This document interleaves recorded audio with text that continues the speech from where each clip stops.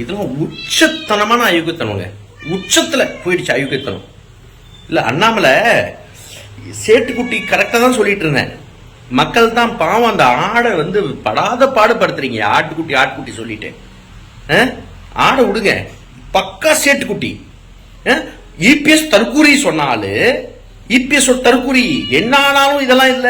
இது என்ன இந்த பதவி எல்லாம் வெங்காயம் மாதிரி எனக்கு. அண்ணா நான் தொண்டன்னா, ஆனா நான் தொண்டன்னா கட்சிக்கு, அப்புறம் தான் நான் தலைவர். ஃபர்ஸ்ட் தொண்டன்னா சேட்டு என்கிட்ட என்ன சொல்லுவாங்க அந்த மாதிரி செய்வேனா? என் சேட்டு சொல்லிட்டாருன்னா என்கிட்ட இபிஎஸ்க்கு சப்போர்ட் பண்ணுட்டாருன்னா சேட்டுக்கு சொல்ற மாதிரி செய்வேனா?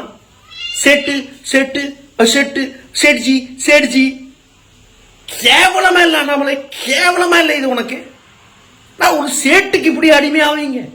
குஜராத்ல இருக்கிற ஆளுங்க நம்ம இது பாஜக எது கேட்டாலும் நீங்க எந்த இன்டர்வியூ கூட எடுத்து பாருங்க. யார் கூட கூட்டணி வைப்பீங்க? தலைமை சொல்லும். என்ன பண்ணுவீங்க? தலைமை சொல்லும். தலைமையில யார் இருக்கா? 2 சேட்டு உட்கார்ந்து இருக்காங்க. நான் சேட்டு பேச்சு கேட்பேன், நான் சேட்டு பேச்சு கேட்பேன். கேவலமா இல்லையா உங்களுக்கு எல்லாம்? தற்கூரி சொன்ன ஒரு ஆளை நீ போய் கூட நின்று இருக்க. அந்த ரோஷம் கோஷம் கரப்ஷன் இப்படி அப்படின்னு விடமாட்டேன், கரப்ஷன் விடமாட்டேன். ஐயோ என்ன சேட்டுக்குட்டி இப்படி பண்ற நீ?